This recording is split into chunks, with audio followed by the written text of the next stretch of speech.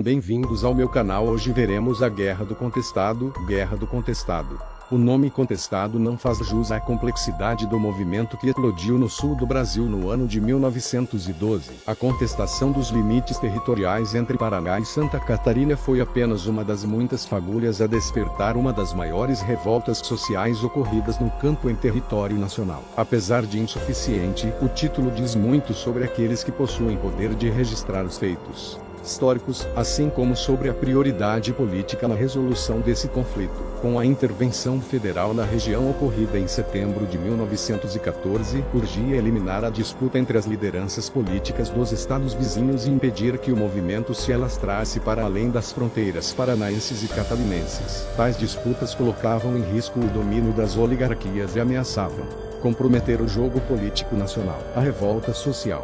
O conflito do contestado emergiu da reunião de fiéis em torno da figura carismática de José Maria, curandeiro e rezador a quem a população do Planalto catarinense denominava monge. Não se tratava de título concedido pela Igreja Católica, uma vez que lhe fora conferido por sua prática como curandeiro. Além do monge José Maria, haviam passado pela região antigo caminho de tropas que ligavam o Rio Grande do Sul a Sorocaba, outros viandantes de nome João Maria, o primeiro, em 1844, e o segundo, no momento da Revolução Federalista, 1893-1895. O terceiro monge, José Maria, trouxe consigo práticas similares à dos antigos, benzeduras, conselhos aos necessitados, porções de cura para os doentes. Em função disso foi associado aos demais ao se instalar nas proximidades do município de Curitibanos. No ano de 1912, o superintendente desse município catarinense, no temor de que José Maria lhe fizesse a oposição política, enviou correspondência ao presidente do estado Vidal Ramos denunciando a aglomeração de pessoas reunidas em redor do monge. Em suas palavras, ali se verificava um ajuntamento de fanáticos predispostos a proclamar a monarquia no sul do Brasil. Apesar de infundada, a justificativa foi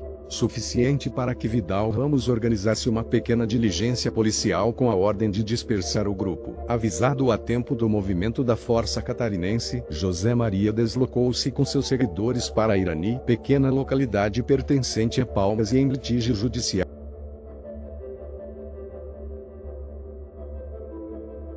Grupo Irani, em outubro de 1912, foi vista pelos paranaenses como uma tentativa de os vizinhos tomarem posse de um território contestado judicialmente. Como resposta, o governador Carlos Cavalcante de Albuquerque enviou um destacamento do Regimento de Segurança do Paraná para expulsar os supostos invasores. No confronto morreram 11 soldados e 6 seguidores de José Maria, além do próprio monge e do comandante oficial do regimento, João Gualberto Gomes de Sá. Na primeira metade de 1913, novos fiéis se reuniram em Taquarussu na expectativa do retorno do monge, que regressaria acompanhado do exército encantado de São Sebastião. A liderança do grupo foi iniciada por uma adolescente de 11 anos de idade chamada Teodora. Ela dizia conversar em sonho com José Maria e receber deste a incumbência de orientar os fiéis para a Guerra Santa. Nesse momento, o movimento começou a construir linguagem própria e um programa com características messiânicas e milenares. Além disso, passou a agregar pessoas com interesses e proveniências diversas. Opositores dos coronéis locais, desempregados da ferrovia que atravessava a região, a Brazil Railway Company, ex-funcionários da madeireira e colonizadora internacional Southern Brazil Lumber and Colonization Company, fazendeiros interessados na questão de limites territoriais e aventureiros. Somaram-se a esses os pobres e despossuídos de suas terras, vítimas das atividades de grilagem expandidas na região com a chegada do capital estrangeiro, representado pelas empresas citadas, todas ligadas ao grupo de Percival Farquhar.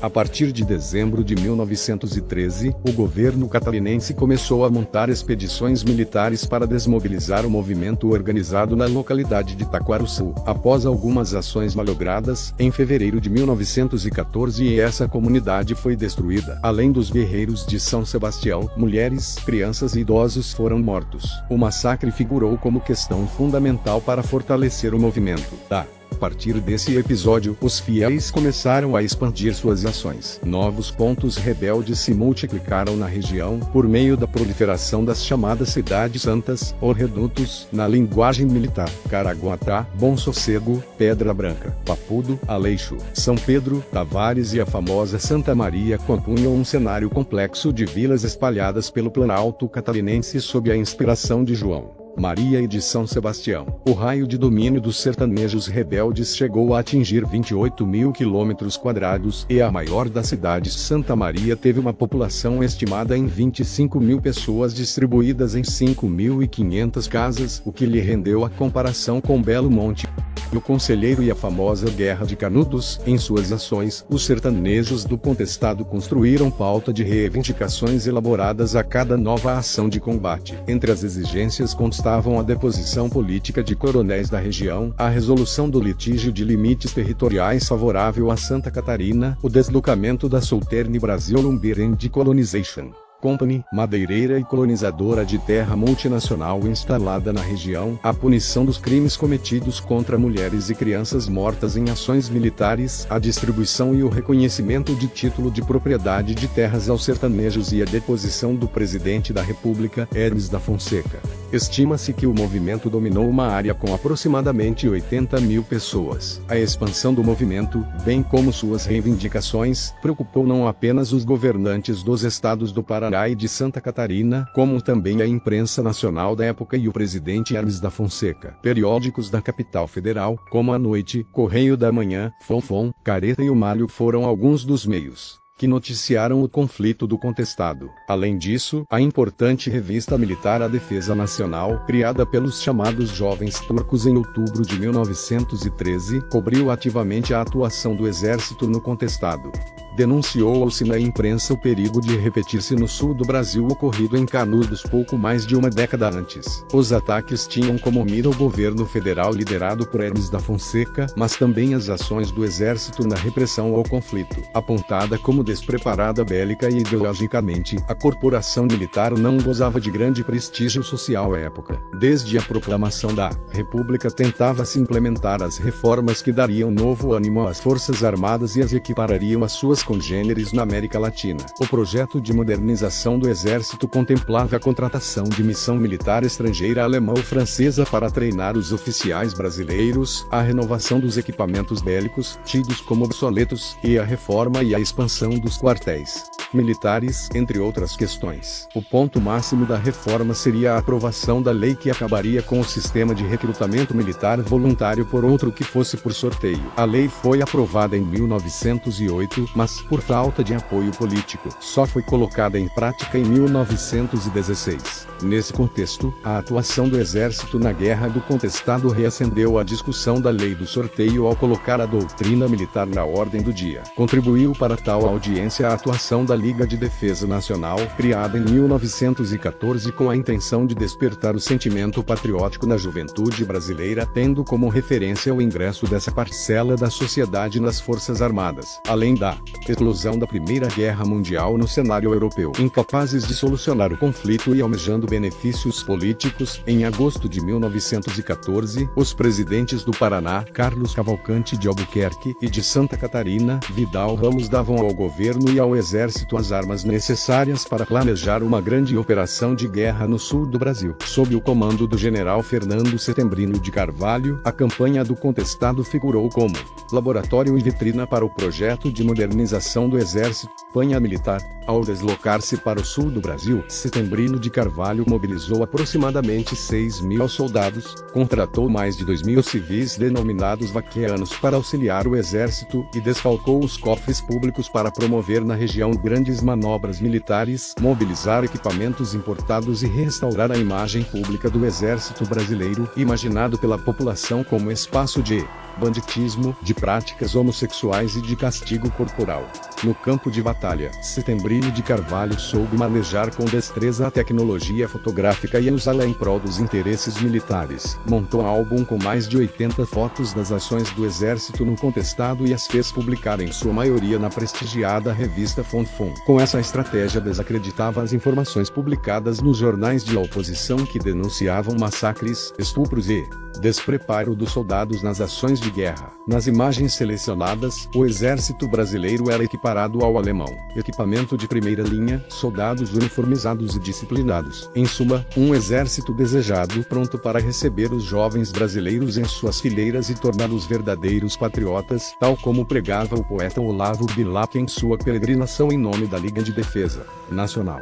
Ao deixar a região em maio de 1915, o governo federal havia desmobilizado totalmente o movimento do contestado, prendido a maioria dos líderes, garantido o status quo dos políticos locais, protegido os interesses da madeireira e colonizadora multinacional e equipado belicamente os coronéis e seus capangas. As últimas operações militares ficaram sob o comando do capitão Vieira da Rosa, oficial catarinense e intelectual afamado no Instituto Histórico e Geográfico de Santa Catarina. A maior parte do efetivo sob o comando desse oficial era composta por vaqueanos, ou seja, antigos coronéis e jagunços inimigos diretos dos sertanejos. Distante do olhar da imprensa, com a retirada da Força Federal, as ações de violência na região foram intensificadas de tal forma que um dos maiores pesquisadores do movimento, Maurício Vinhas de Queiroz, denominou essa fase açougue do contestado.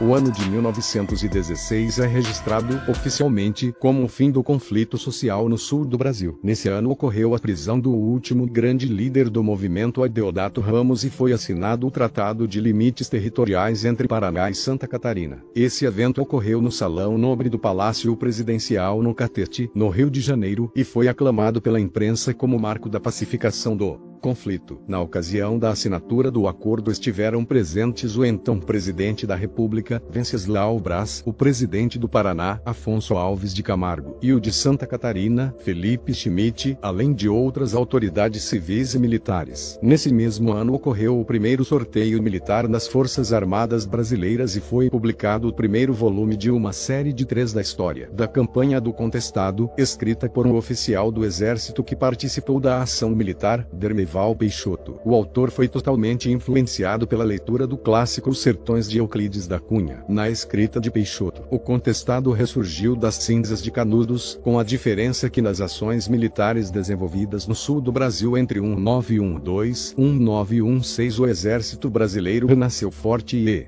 vigoroso.